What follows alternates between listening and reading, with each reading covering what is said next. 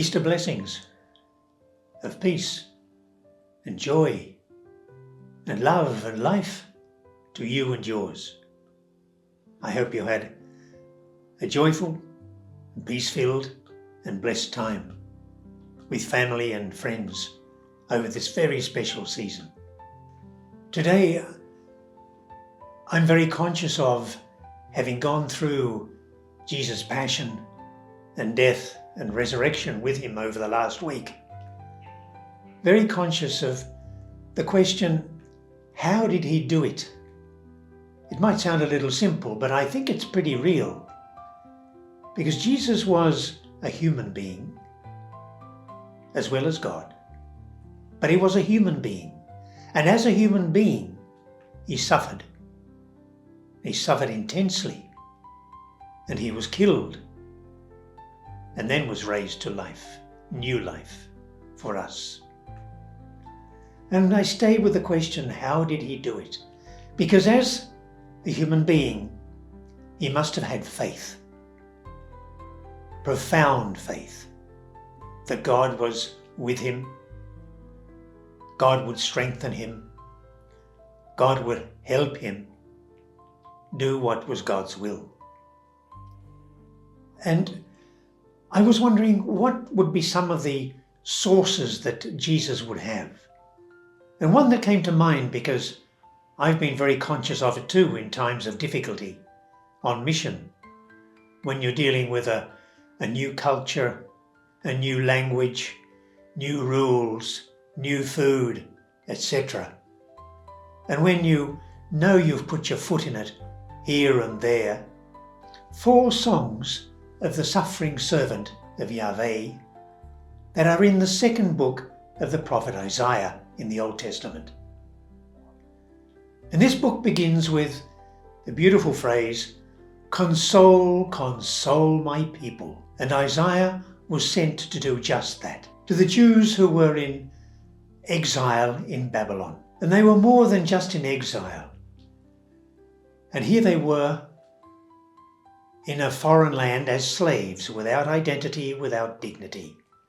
And to these people God sent his prophet Isaiah. And in the book are these 4 songs of the suffering servant. And I want to look at one of those because I believe Jesus, 500 years later, as a very committed and full-on Jew, a man who was obviously well versed in the Jewish scriptures, and obviously also a man of deep prayer, would have known and reflected on and prayed with these songs frequently.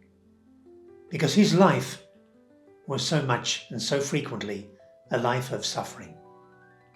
So I invite you now to listen to the 2nd of these songs that comes from the Mass on Easter Tuesday. And I believe it does tell us a little bit about what strength Jesus could have drawn and how his faith could have been strengthened by listening and praying over this song.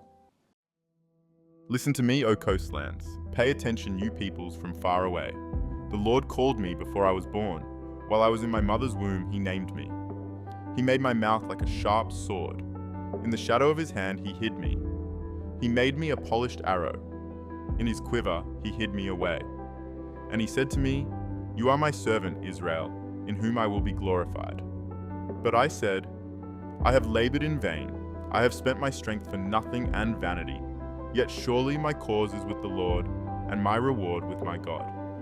And now the Lord says, "Who formed me in the womb to be his servant, to bring Jacob back to him, and that Israel might be gathered to him. For I am honored in the sight of the Lord, and my God has become my strength."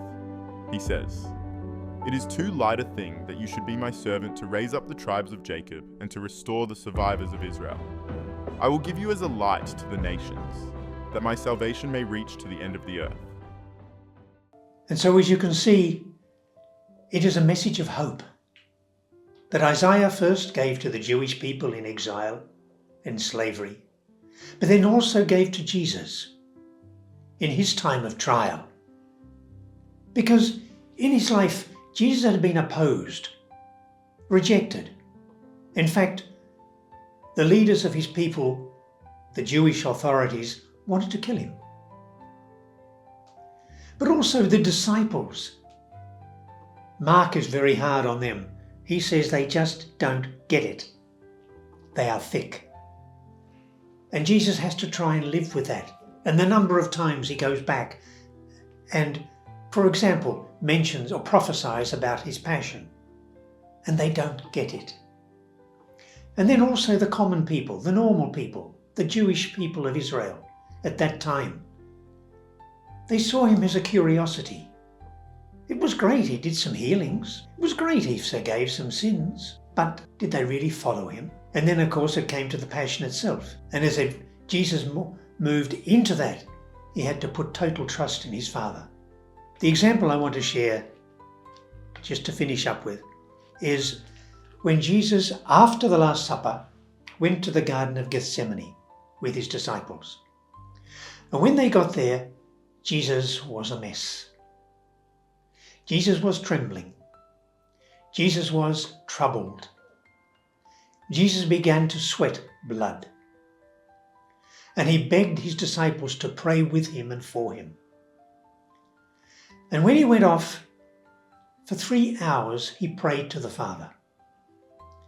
And after 3 hours of prayer with his Father, he came back to the disciples and said, "It's okay. Get up. Let's go back and face the music."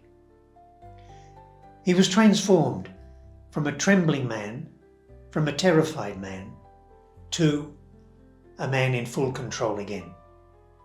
And it was because of the incredible faith he placed in his Father. And I want to pray today for how many Christians in our world who are also suffering, who might also draw hope from the words of the prophet Isaiah. And I ask you to specially pray at this time for the Christians of Myanmar. They are under persecution, brutal persecution from the military there. Pray for them. Ask that the hope that Isaiah was able to give the Jews and Jesus, he might also give to those people at this time. Okay? God bless you, and thanks.